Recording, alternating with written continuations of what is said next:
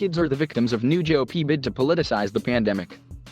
School kids are the latest victims as Ron DeSantis and Greg Abbott, the Republican governors of Florida and Texas, prioritize ideology over public health guidance.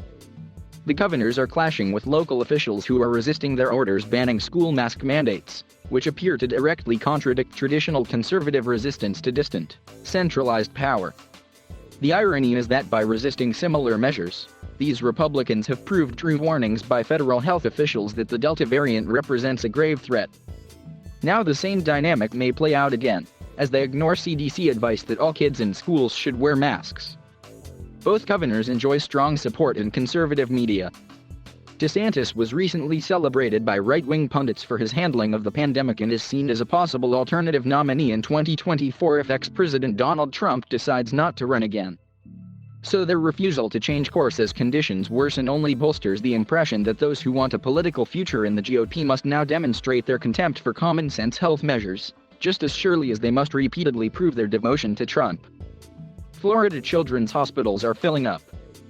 This at a moment when pediatric units in his state are filling with young COVID patients. DeSantis is also appealing the court order in favor of Norwegian Cruise Line that struck down his prohibition on passengers being asked for proof they are vaccinated before stepping aboard. In Texas, Abbott on Monday called on hospitals to delay elective medical procedures as COVID-19 spreads. Like DeSantis, he is facing resistance from several school boards over his own executive order banning mask mandates in class. Rand Paul of Kentucky is, meanwhile, urging people to ignore the CDC guidance on masking in a new video packed with misinformation about the crisis. Red. Marjorie Taylor Greene of Georgia crowed over low vaccine rates in Alabama. As the Delta variant rages and national case numbers jumped from about 20,000 daily infections to 100,000 in a month, South Carolina Gov. Henry McMaster said requiring masks in schools would have negative consequences. These Republican politicians, and others, appear to be listening more to another possible 2024 GOP candidate, South Dakota Gov. Kristi Noem, who recently accused them of lacking grit over the pandemic. When it comes to local conditions, if my hospital's full, vaccination rate is low and infection rate is going crazy, we should allow local officials to make those decisions best for their communities, Cassidy said. Trump seeks to airbrush his neglect of the pandemic. Trump has, meanwhile, launched a new effort to airbrush his own disastrous neglect of the crisis while in office.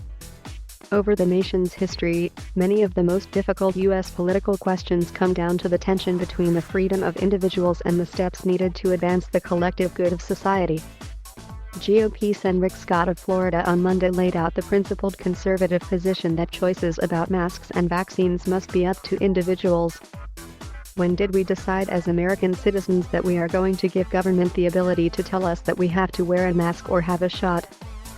Scott asked at a news conference. That should not be their responsibility.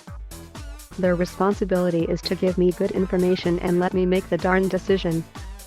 However, Scott did say he would not object to private businesses declining to serve or employ people who refuse to take such precautions. The weakness of such a position in a pandemic, however, is that it satisfies political rather than epidemiological questions. This tension is constantly exploited by a virus that is oblivious to debate about the limits of government but has an advantage when political divides diminish the impact of public health measures. Don't get medical advice from the governor of Florida.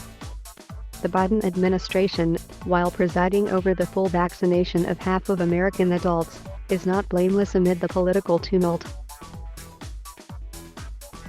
Many of the most prominent voices on the right have, however, clearly politicized the situation for their own personal gain. The result is raging infections. Texas and Florida are pacing the country with new infection counts and have overburdened hospitals. The Sunshine State recorded 134,751 new cases between August 2nd and August 8th, according to Johns Hopkins University figures. Texas recorded 86123 over the same period, more than 20,000 cases above any other state. But despite these dire figures, any reversal of course by the two governors now appears politically unpalatable since their goals seem to be to please conservative base voters who like seeing them take on Biden and the government's top infectious diseases expert, Dr. Anthony Fauci. In this, they are following the blueprint established by Trump when he was president and mocked masking, all but ignored the virus for long periods and pressed states to reopen before infections had subsided. Don't get your medical advice from the governor of Florida, Reiner said.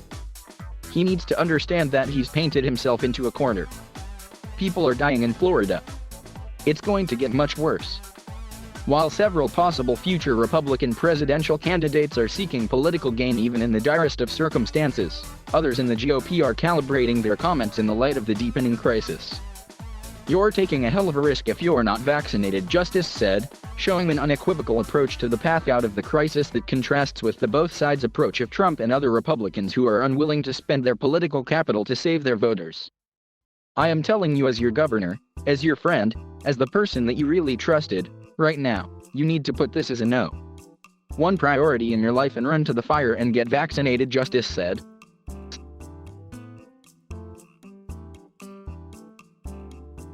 Thank you for watching. Please subscribe.